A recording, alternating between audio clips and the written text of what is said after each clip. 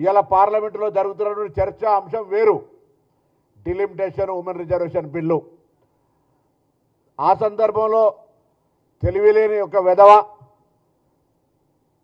మెదడు జ్ఞానము లేక తెలంగాణ విభజనను పాకిస్తాన్ భారత విభజనతోటి పోల్చి ఈరోజు ఈ భారతదేశంలో ప్రజాస్వామికంగా రాజ్యాంగ ప్రకారంగా లోక్సభ రాజ్యసభ పాస్ చేసినటువంటి బిల్లులను పార్లమెంటు వేదికగా అవమానపరుస్తుంటే తెలంగాణ నుంచి ఎంపికైన 8 మంది భారతీయ జనతా పార్టీల ఎంపులు చీము నెత్తురు లేకుండా వాటిని విని ఎంజాయ్ చేసేటువంటి దౌర్భాగ్య పరిస్థితి వింటే తెలంగాణ తల్లి రోధించేటువంటి పరిస్థితి ఉంది. అలా ఏ మాత్రం బాధ్యత ఉన్నా, తెలంగాణ రక్తమున్నా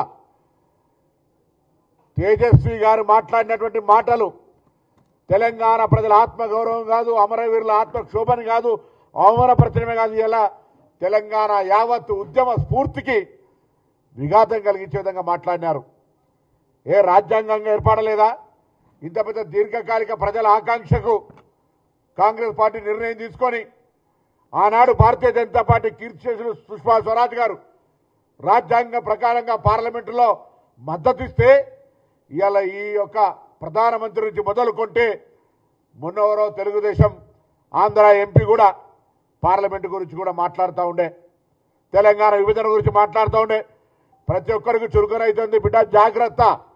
తెలంగాణ ఉద్యమకారులంతా ఒకవేళ ఎందుకులే విభజన జరిగింది కదా, ఎవరి విభజన దాకానే పోరాటం, విభజన తర్వాత ఎవరి బతుకులు వాళ్ళు బతకాలనుకుంటే జ్ఞానం లేక అజ్ఞానంతో పార్లమెంటరీ వ్యవస్థలో రాజ్యాంగాన్ని అవమానపరిచే విధంగా తేజస్వి మాట్లాడుతున్నటువంటి మాటలు ఈరోజు దేశ ప్రజాస్వామ్యానికి అగౌరవం.